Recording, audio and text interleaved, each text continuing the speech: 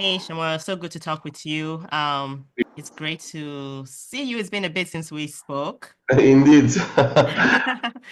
And so since then, tons of things have happened. It's been 2 years for me in business already. And I remember as a friend, you had given me tons of advice on doing some videos and stuff. And here we are talking about video creation. And I know you're about to embark on, you're putting your business together on this Better Box Creative Labs, right? That's correct. Yeah, so super excited that that's coming to life.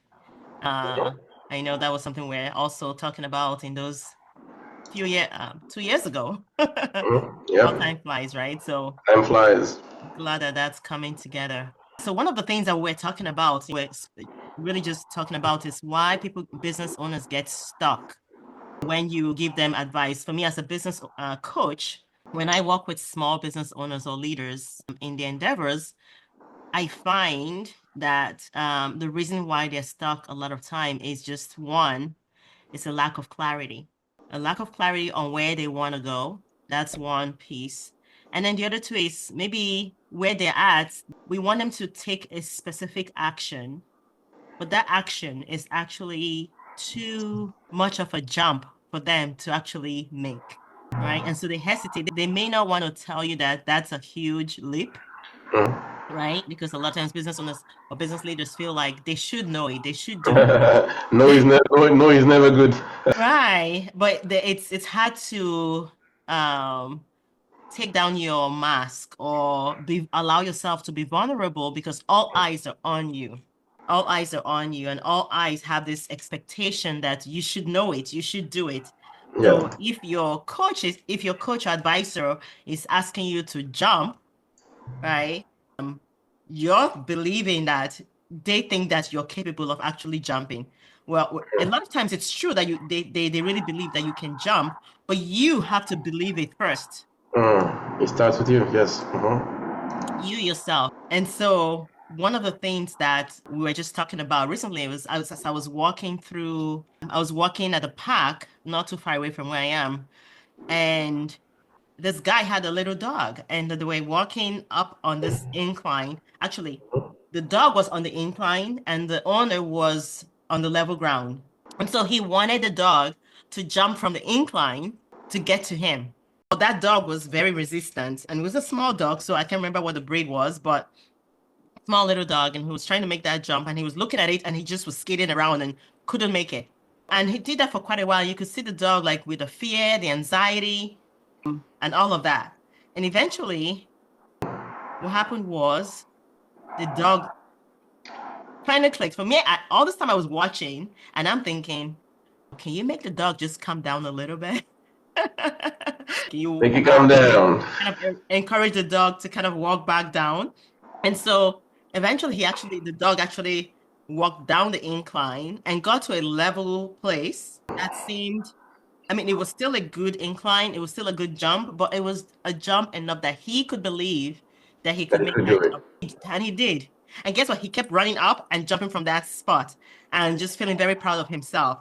And again, I think that, and then he could go a little bit further and then jump again, right? And so, same thing in business. For me, the lesson there was when you encounter resistance from your leader, from your client, or from your customer, or from anyone who you're trying to encourage to do something, or your team, even.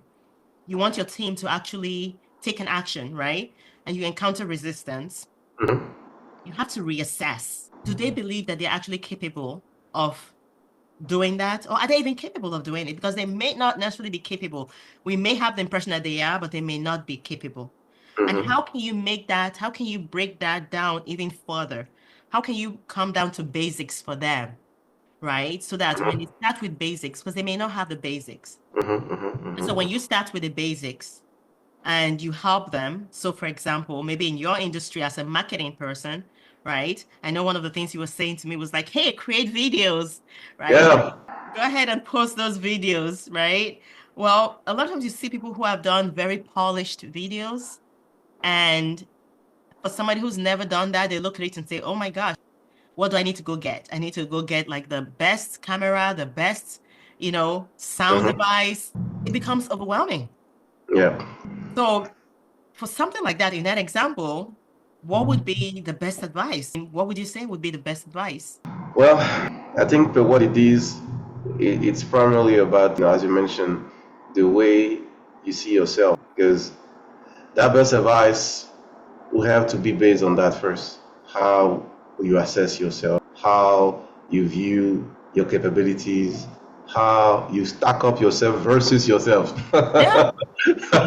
It's easy to stack up against another person, but how do you stack up versus your goal self and your actual self? Making that that I guess comparison between what's required and what's actually there. So that's the first element, and then from that, as you mentioned, you said it in the example, the story of that dog. He had to assess many times where can I jump, where are my capabilities at comfort level, where I think I can make it, and then when you found out I could make it, then I think that's one point that becomes the strongest point. I can do it. This again, I And can went do a little bit further and jumped, right? it. Yeah. So having those two elements, I think assess. Okay, this is what I think I am. Mhm. This is where I think I can go. Wait, there's a gap between the two. Okay, you know what? Let me try. Let me try. Let me try. Let me try until it becomes second nature execution. So I think Yeah. that's the key point. Right. You said it well. I think, like even in that example of even the recording of videos or people who are looking at marketing, just get a phone, right? Get Yeah. a phone, do a simple video recording of yourself, right? And let that be the first thing the very baby step that you can take, right? Take a Yeah. video of yourself, record yourself, and put yourself out there. Because a lot of times, the fear of even putting yourself out there and being vulnerable is a huge mental jump for a lot of people, right? And But so, again, I think that's the key point right there. We are so focused sometimes on return that we mm, don't look at the value that we provide. It's all about providing value. Provide the value first. Forget about the return. The return mhm, will follow the value. As long as the value mhm, is there, people will follow. Because I think there's one guy that's the best example of that. I forgot his name, but he mm, has a YouTube channel and he has a million views. mm, Million views from no expensive tool. He just put on his camera. He has million people to view because the right. content Because of is the just value that he's, the value that it adds, and the value that he provides is just sharing his life, mm, and he's sharing his life authentically. That's also mm, one point that now I think it's really crucial about any type of business, the identity that we present. So the value is authentic to him, mm. and a lot of people in the comments, oh yeah, like the fake YouTuber that we see, everybody is like they're trying to portray themselves to something else, to a standard that they have not reached yet. They're not there yet. Exactly. He was able to present what it is. And then as he went along, people started shipping stuff to him. Oh, you know what? Use this. That could help. So the community became a supporter of his agenda. That's it. Mm, And he mm. blew. So that's really the secret of this age, I believe, this authenticity that's required and not being afraid to start and presenting the identity as it is. Not to say that your identity needs to be solid because we all need to evolve, but that identity needs to be to the point where you are grounded. Know who you are, what you aspire to, Mhm. and you step by step go toward that goal in an authentic way, in a real and awesome way. I love it. I love that, just that's really the premise of what I do with my clients is how do you stay grounded, right? It's so critical. And I think presenting yourself authentically to others, this is where I am. And because a lot of times I think even the resistance comes from the fact that maybe you have this identity that isn't truly the real identity of who you really are. So it's impossible to actually perform from that level, Yep. you know? And so it's really reevaluating, like you said, reevaluate yourself, evaluate yourself, and come up with where am I? And I love the fact that you said it's not you against it's not you you're not comparing yourself with others, you're comparing yourself against your future self. Your future self. Where Yes. am I in regards to my future self of where I want to be, where I want to go, who I aspire to become, right? Who I'm created to become, right? And then Yes. that becomes the yardstick as to how you measure yourself. But then you compare yourself, where am I on that spectrum. That's the scale. If I'm maybe 20% of the way, then maybe 21% becomes the next level of where I can go. Because a lot of times we want to go to that 1% incremental, I guess, forward, right? That 1% incremental forward movement achievement is better than trying to go to 70% when you're still at 20%. Yeah. That is such a huge jump to think that you can make it at 70% when your capability is still at 20 and you want to get to 70 so quickly. And it's just, I mean, is it doable? It's possible that you could do it one time, but because you don't have the repetitive wins, right? And that repetitive wins come from that practice, daily practice of where you are at every day, increasing that momentum. And then as you keep just like building your muscles, right? You're not gonna get if you look at those people who go to compete, right? The muscle builders, Yes. you've never done any kind of weightlifting before, or maybe you do the 5 pound lift weighting, 10 pound weightlifting, and all of a sudden you want to lift 200 pounds. It's gonna be an issue right there.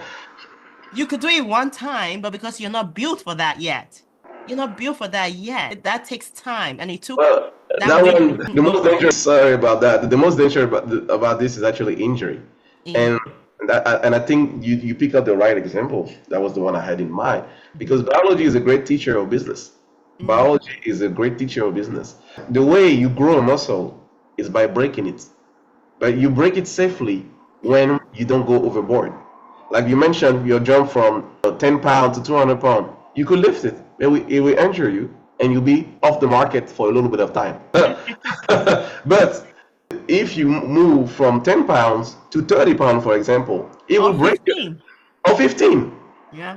At some point, the repetitiveness and the execution will break your muscle. You'll be tired.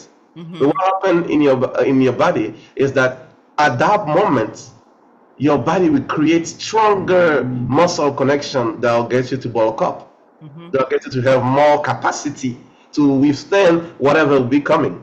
And then from that 15, you move up to 30, and slowly you get to the next step. But if you go to the 200, you just tear your muscle.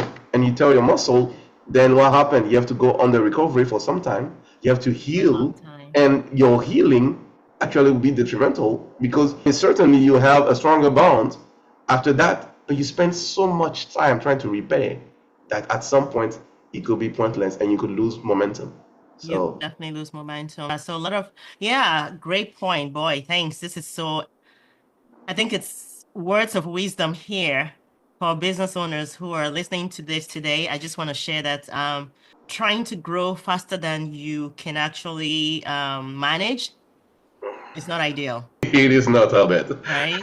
And so just to recap again, take those incremental steps, start from reevaluate where you are. And that's where business coach comes in. We help with reevaluating, helping you gain clarity on where you are currently, and then helping you create a plan, step-by-step plan. So if we know where you are starting from, let's create those consistent habits that you need to grow in your business to get you to that point. Because it's those small, consistent habits that are gonna move you forward. And I think what you said was so just for me was so critical, where you said the support you get, your muscles build up right around once you make that 15% weight. Once you lift that 15% weight, yeah, it fatigues your muscle. However, your tissues come around to help Yeah. build up, right? Same thing Yep. in business. As you're making those small steps, you're gonna find the right support system that can help you where you're at Mm. and help you move to the very next level. It's going to be very difficult to find the support from where you're at.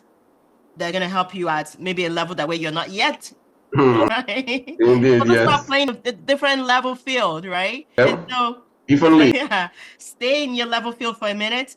Allow yourself to master that level field, and then garner the support that you need around that time that's going to move you to the next level field, right? That's it, the next playing field. So thank you for this time, Shemuel. You're welcome. Oh, before we go any further, I think you Yeah. said something One that last brought thing. me to, like, give me the light technically, Mhm. because that's the reason why you need a coach. You need a coach to allow yourself. Because sometimes we judge ourselves so highly that we don't have a second hand view. And a coach is that mirror that helps you and allow yourself to get into those different breaks. Sometimes you need to rest. Sometimes you need to push. Sometimes you need to break your limitation, mental limitation. You can do the other part. Sometimes you're like, hey, this is too much for now. Let's slow down. That second eyesight, that second eye view is the most important point. So, coaching, thank you again for what you are doing, what you've been doing, and everything else that all the coaches out there are doing. So, this is really important, and Oh. any business owner out there will definitely benefit from that. Wow, thank you. Definitely just having that second idea, someone who's going to be truly objective with you, giving the real picture. And oh gosh, I think you're touching on such a great point about even rest, self-care. It's so critical. And you find business owners who are people who are maybe at the beginning of their Overworked. business journey. A lot of times they're killing themselves. They're just really heading to burnout. And a business coach can say, hey, put a pause on that. You Yeah. know, take a step back. And I always tell my clients, how are you celebrating yourself and how are you caring for yourself, rejuvenating, recharging? Because it's so critical. I have to do it. Otherwise, that you lose steam. You lose the capacity to think. But you think you're doing stuff, like you're just active, doing stuff, doing stuff, doing stuff. And you're wondering why is this not returning results? You know, Yeah. because you've gotten to that burnout place where you're not really, yes, you're not really performing. It's just busy activity, busy work. So great. Really thank you for the time. Thank So, you. yeah, Shamar, I am excited for what's coming up for you. Appreciate it. Want to maybe use this opportunity a little bit for you to share a little bit about what that looks like, and maybe for those who can be on the lookout for, if you're looking at somebody who can marketing stuff for you, your business, Shamar is certainly somebody that you need to reach out to and talk to. Definitely. So I appreciate the opportunity. This is primarily, I guess, a want and a need in myself to be able to help small business and any kind of big business also to put themselves on the map. Sometimes we don't have the ability to do it, and other people can just supplement that ability and make sure that we have proper branding. We are putting ourselves in the best way possible, and also from that view, the customers are happy and they are happy to engage properly and exchange the treasures with us. So that's really one key. And one thing that's bringing us forward is really using the power of AI in this age to be able to leverage all the creativity and putting at the service of our clients. So we are really 100% from the technical side to the creative side. We are 100% in, I guess, the future. We are 100% in the future. Yeah, That's the way I AI. say it, and that's the way I think about it. And we bring in the future into the now. So check us out. All right, very well. Thank you, Shemuel. This has been great. Thank you for this time. It's super, You're super welcome. exciting to always talk with you. And I'm sure that people will get a lot of value from listening to our chit chat today. You are welcome. All right.